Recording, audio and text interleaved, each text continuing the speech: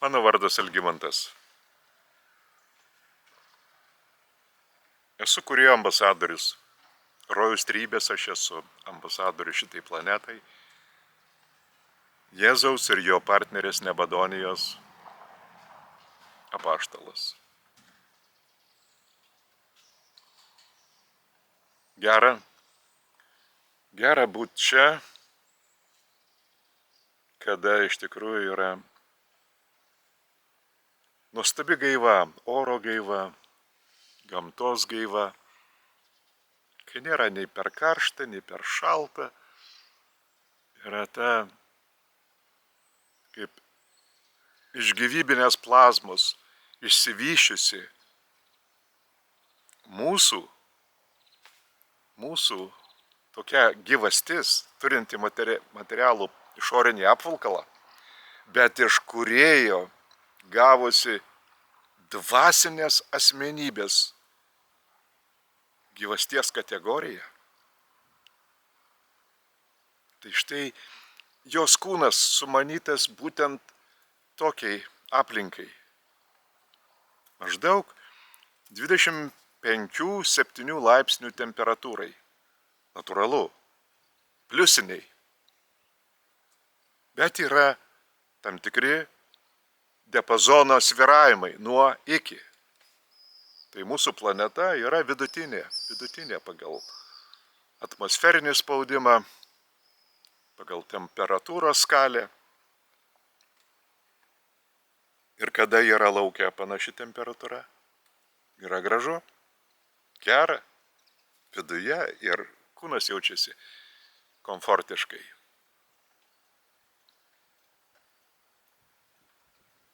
Dabar pagarbinom kūrėją, vyksta gyvosios pamaldos.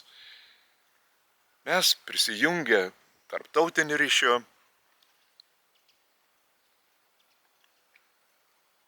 kada šitokiu prasmingu būdu panaudojamas tarptautinis ryšys, yra sveikintina kūrėjo garbinimui. Kada jis panaudojamas piktam, tokiu būdu negalima sveikinti tos išsivyščiusios technologijos, kuri gali veiksmingiau pražudyti žmonijos ne tik tai dvasinę būseną, bet taip pat ir fizinį pavidalą. Tai, kas yra materiali žūtis, tai yra dar nedidelis nuostolis. Milžiniškas nuostolis kūrinijai, sielos netekimas, sielos.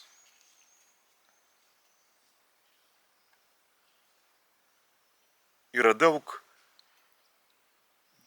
povandeninių rifų, kur žmogus negali pajaust, kad tai yra blogis, o jisai iš tikrųjų užmaskuotas gražiais teiginiais, gražiais žodžiais. Aš negaliu iki galo jums atsiskleisti taip, kaip norėčiau atsiskleisti. Aplinka nepriima to. Net ir orantams aš negaliu sakyti daug ko, ką norėčiau pasakyti. Bet kai ką aš jau pradedu aiškinti vis stipriau, plačiau. Tai štai dabar aš noriu pakalbėti apie tokius žodžius, kuriuos dažnai einantis į bažnyčią girdi ir sako: kuo jūs skiriatės nuo kitų? Jūs taip pat turite tėvą, turite Jėzų, mes taip pat turime.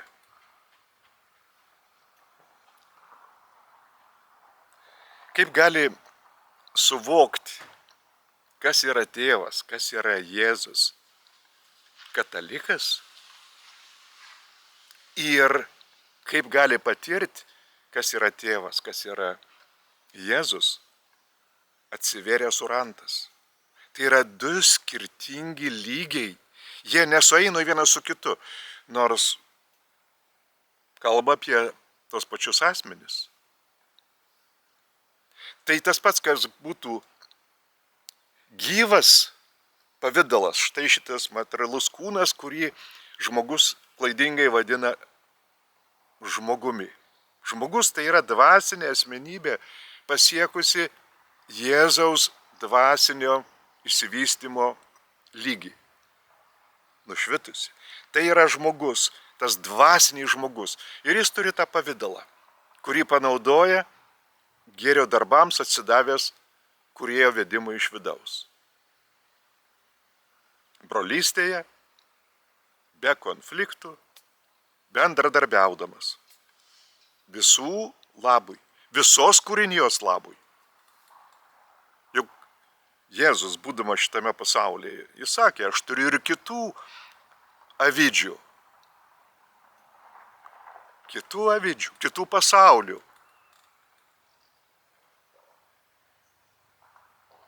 Tai štai, skirtumai yra milžiniški. Tačiau mes vartojam žodį komunija, sakydami, tai yra gyvas mūsų ryšys, asmeninis ryšys su kūrėju, atsivėrus nuoširdžiai ir tą paliudijant būseną savo patyrimu. Patyrimas yra pats stipriausias argumentas. Katalikai tokio patyrimo neturi. Jie girdi daugybę žodžių. Vienas iš dažnai kartojamų žodžių yra Kristaus kūnas ir kraujas. Ir pakelia taurę su vynu ir duona, paima ostiją. Tai kūnas. Girdi katalikai žodį Eucharistija. Tiesiog įvairiose vietose. Ar ten kalbės kas per televiziją, interviu, kunigai kokie nors. Eucharistija. Jie nepaaiškina, kas ta Eucharistija. Tai štai Eucharistija pagrindinis katalikų sakramentas. Tai yra ritualas, kuris dar gali būti vadinamas paskutinioji vakarienė viešpačiui, gyvoji komunija, nes tikima, kad būtent tuo metu būna Jėzus šitoje gyvojoje komunijoje, Eucharistijoje. Jėzaus kūnas. Tai taip pat yra ir auka ant kryžiaus, Jėzaus auka ant kryžiaus, kuri yra neatkartojama, bet tarsi iš naujo pateikiama. Buvimas Jėzaus ant kryžiaus, bet dabar jau kataliko samprata. Tai yra tas ritualas, kaip katalikų hierarchai teigia, kurį įsteigė, sumanęs Jėzus. Jėzus įsteigė šitą Eucharistiją. Paskutiniosios vakarienės metu, kada jis pasakė ir cituojami jo žodžiai, gerkite šitą mano kraują ir dalinkite šitą manąją duoną, kūnu, tarpusavyje mano atminimui. Atrodytų gražu, jeigu nebūtų kraujo ir jeigu nebūtų kūno. Kristus apie tai net nekalbėjo. Jis pasakė, įsteigdamas ne paskutinėje vakarienę senovišką, bet sukurdamas naująją vakarienę. Naująją vakarienę. Per paskutinės vakarienės antrąją dalį. Užbaigė senąją vakarienę ir tada tęsė toliau. Sakydamas, mano atminimui, jis pakėlė vyno taurę, iš kurios gėrė visi apaštalai, iš tos pačios taurės.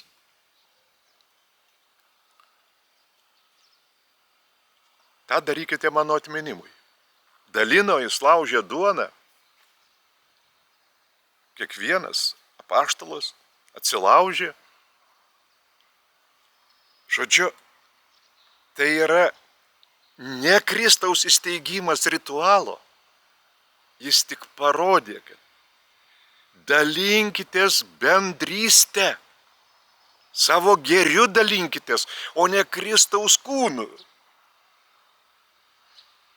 Jeigu jūs sėdite kur nors prie ežero, pamiškėje kur nors, sode, skvere, jūs ir ten galit patys atverdami save nuoširdžiai patirti štai šitą bendrumą su Jėzumi. Jūs galite pasakyti, taip, aš tą darau tavo atminimui. Bet urantams toks pasakymas nelabai pritinka. Kokiam atminimui? Kokiam? Jeigu Jėzus, dar būdamas prieš 2000 metų, apaštalams sakė, aš turiu iškeliauti, bet aš atsiųsiu tą pagalbininką, kuris visiems vienu metu galės padėti. Ir jis eis visada pirma jūsų, ten, kur jūs eisite. Tai štai, jis kalbėjo apie tiesos dvasios atsiuntimą, kada sugrįž pas tėvą. Ir šitoje tiesos dvasia ir veda mus taip pat belsdama į širdį, kad mirtingasis atvertų savo širdies duris, įsileistų Jėzų gyvą. O kada jis yra viduje, koks gali būti atminimas? Yra visada gyvas ryšys su Jėzumi. Visada. Ir tame parke, ir tame sode, ir tame paežerės pakrante, ir pamiškėje, kur jūs bebūtumėte nuoširdus ir norintys bendrauti su Kūrėju, su Jėzumi. Jis yra prieinamas. Jis prieinamas per tiesos dvasią. Ir jo tada nebereikia atminti per kažkokį tariamai Jėzaus įsteigtą pagrindinį ritualą – Eucharistiją. Nebuvo tokio dalyko. Jėzus pasakė savo teiginį, baigdamas tą naująją vakarienę. Mylėkite vienas kitą, net ir taip, kaip jūs mylėjau aš. Štai, ką jis įsteigė, šitą nuostatą suteikdamas apaštalams. O ką apaštalai padarė? Iškraipė Evangeliją? Iš meilės? Ne. Dėl to, kad nebuvo nuoširdumo patirti šitą dvasinį Kūrėjo žodį, teikiamą Jėzaus lūpomis, beveik per 4 nuolatinio gyvenimo su apaštalais metus, kada mokymai liejosi daugybę mokymų. Bet širdimi jie nebuvo išgirsti, net išklausyti nebuvo. Nuoširdumo stigo. Kad net vienas iš jų, Judas Iskarijotas, paliko šitą kelią. Atsisakė jo.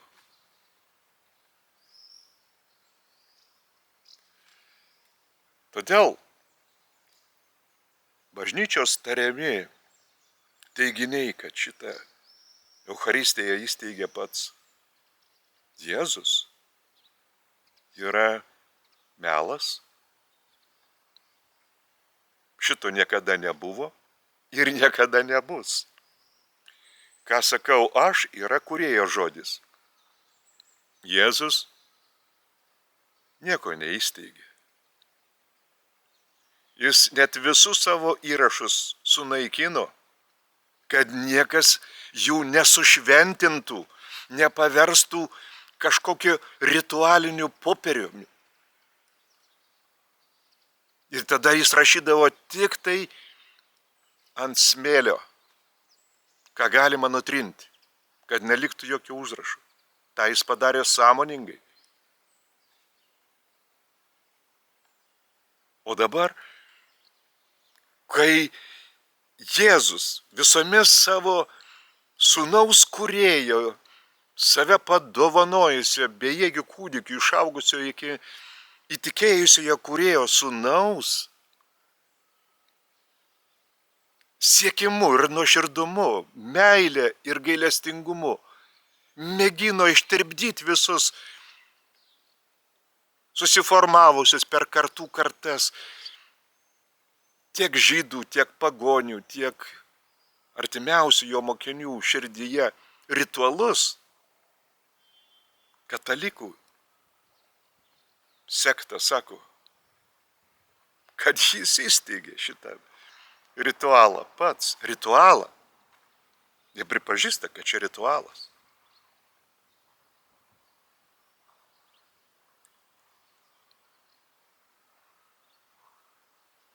Ne, mėlyjei. Jis neįsteigė jokio ritualo.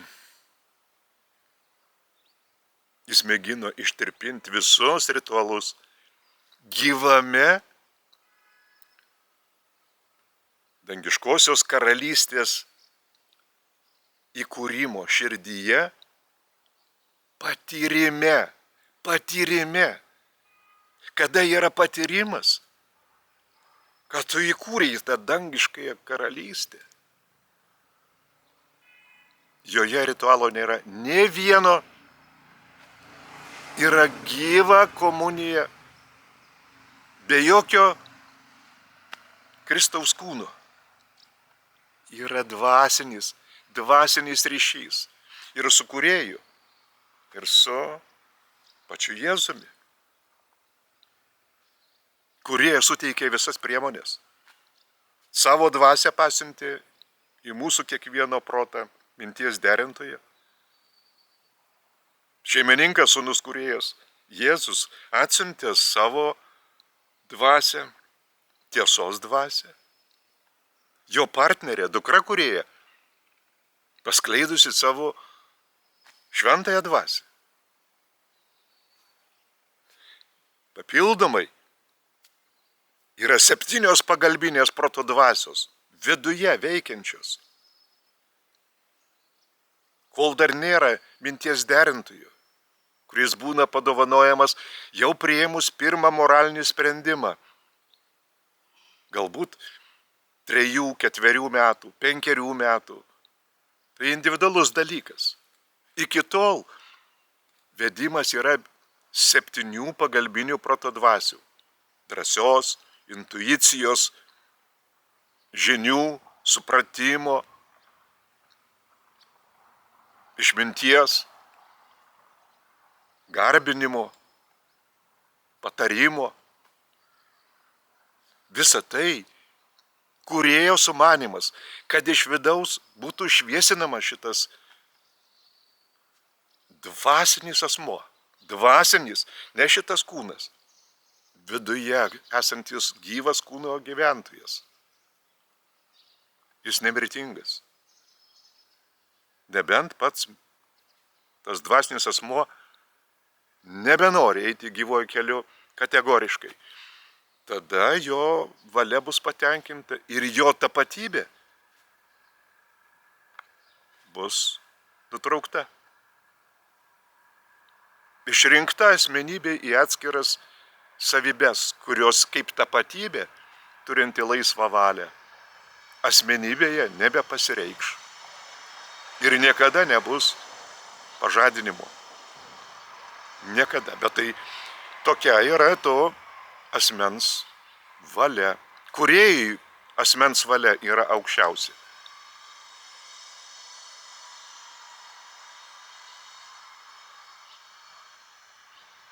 Gera, kada nėra ritualų. Pagarbinom dabar mes kūrėją. Aš išgirdau per garbinimą, kaip Urantas išreiškė, kad per Algimantą kūrėjas teikia mokymus. Yra netikslumas. Kūrėjas teikia mokymus kiekvienam. Jis prieinamas kiekvienam. Tai priklauso, koks yra kiekvieno vidinis gyvas ryšys su kūrėju. Kad tos mokymus išgirstų, priimtų, bet kūrėjas juos teikia kiekvienam. Todėl tik per Algimantą pasakyti negalima. Šiandien taip, štai yra tokios knygos, kurias aš priėmiau už kūrėjo. Ne knygas priėmiau, bet mokymus. Jos susidėliojo. Tai Jėzaus mokymas. Kalbu jums vėl. Jau antras leidimas su papildiniu. Štai.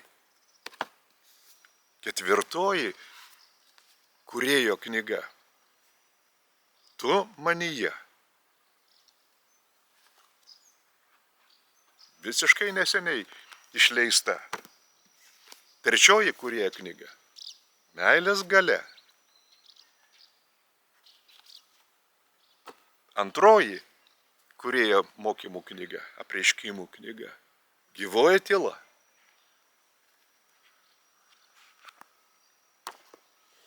O 1 akimirkos amžinybė. Akimirkos amžinybė. Štai šitos knygos ir ypač epochinis apreiškimas, kur kūrėjo sumanimo iš anglų kalbos išverčiau į lietuvių kalbą. Tai 2097 puslapiai teksto ir papildomai 50 puslapių 2 turiniai. Tai šitos knygos, šita šviesa, apreiškimų šviesa ir leidžia suvokti, koks buvo Jėzus, koks yra kūrėjas, kada užmezgi gyvą ryšį su kūrėju, nuoširdų ryšį. Tada įgyji patyrimą. Ir tas patyrimas šitos apreiškimus patvirtina, kad jie yra tiesa.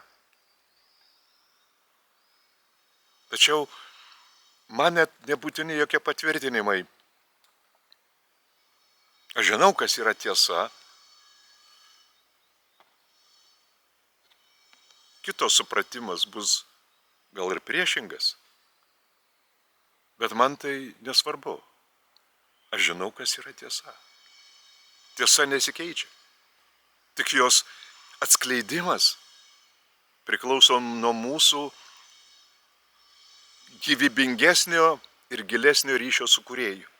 Tada mes matom plačiau, panyram giliau ir to pačiu mūsų įžvalga, kosminė įžvalga, gilėja, plečiasi ir mes suvokiame tos pačius reiškinius prasmingiau. Ir visos sąsajos būna vis tiek su kūrėju. Atsietai be kūrėjo neegzistuoja nieko. Tik vieni tą mato, supranta, kiti šito nežino. Tai štai tam ir reikalingi dvasiniai mokytojai, kokius aš ir ruošiu visai žmonijai. Kad paaiškintų, kaip ir aš dabar aiškinu šituo dvasiniu mokymu. Eucharistija tai yra sugalvota katalikų sektos vadovų, kaip ir kitų krikščioniškų sektų, jų virš 40 000. Jie visokių turi išsigalvojimų, ko Jėzus nei iš tolo, nei sakė, nei kalbėjo, tuo pačiu net ir nemanė, kad šitaip iškraipys jį. Atėjo laikas vėl sugrąžinti Jėzų kaip gyvą į kiekvieno širdį per didesnį, platesnį mokymą, kokią aš ir teikiu. Taip, šiandien pasaulyje esu vienas toks, nėra kito. Tai sunku labai. Nėra net su kuo bendrauti. Ir tada yra vienatvė su kūrėju, bet ne vienišumas.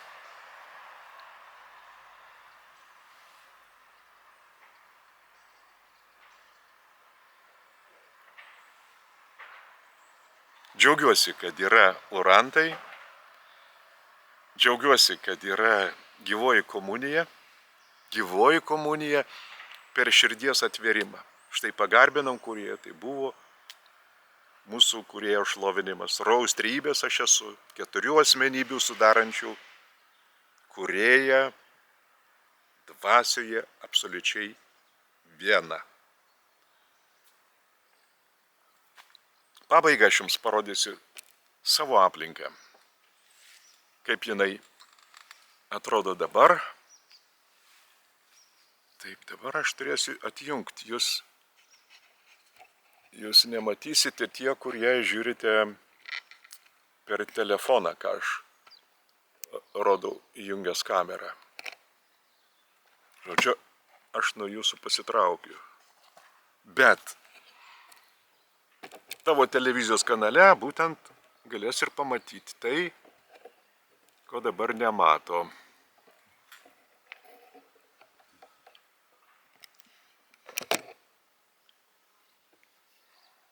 Taip, dabar aš noriu parodyti, kur aš sudėjau visas tas knygas, kurias man Lina atvežė. Štai čia po plėvele yra Tu manyje. Visos šitos sudėliotos knygos. Taip, jų nei daug, nei mažai 1200. Ir dabar jau sumažėjo. Čia yra, kas čia yra? Kalbu jums vėl knygos. Jėzaus Kristo apreiškimų knyga. Čia yra gyvoji tyla. Dėžės. Nėra skaitančiųjų tiek daug. Štai kas yra.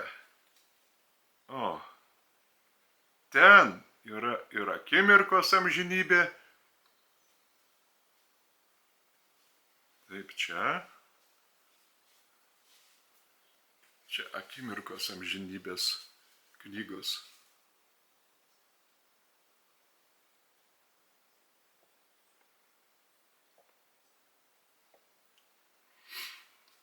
Čia motociklas stovi prisiglaudęs.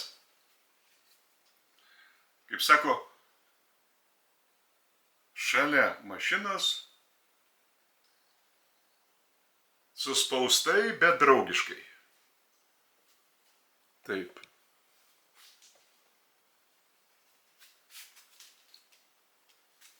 Čia irgi Jėzaus Kristaus kalbu jums vėl.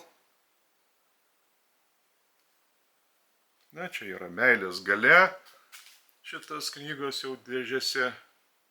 Gyvoji tyla. Dėžės vienodos beveik.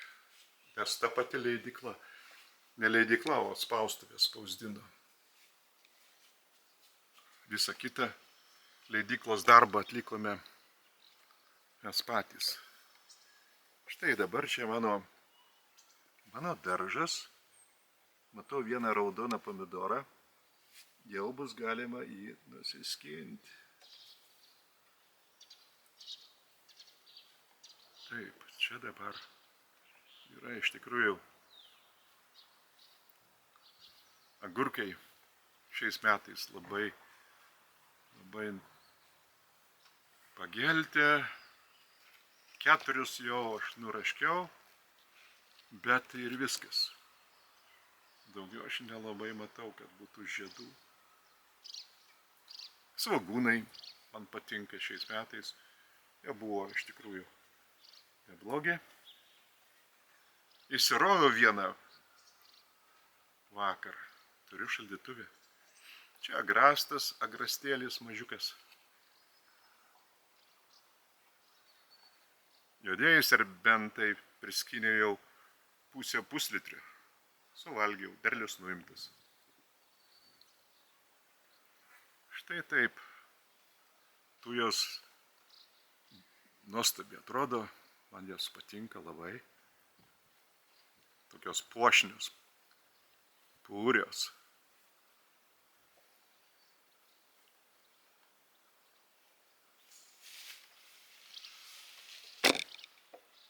Kliūna, nematau kaip eit atgal.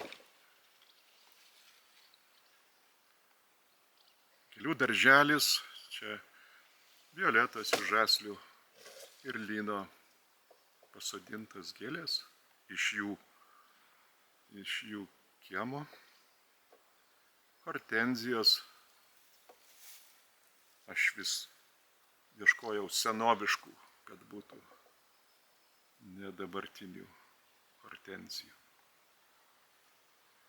Mėtos subujojo, tiesiog arbata, kada yra, gali skinti, nelabai nori aš tų mėtų arbatą.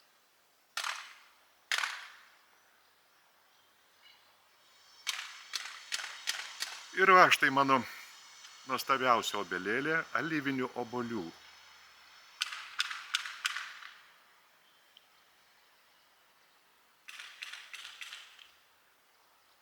Alyviniai vėliausia pasodinta obelis,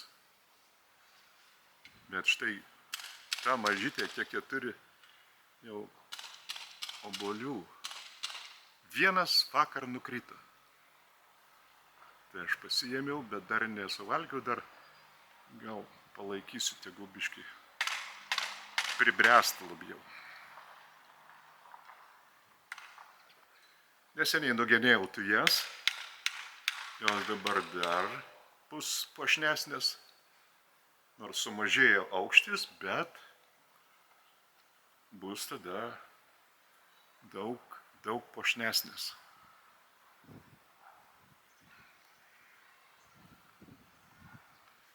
Štai kokia hortenzija.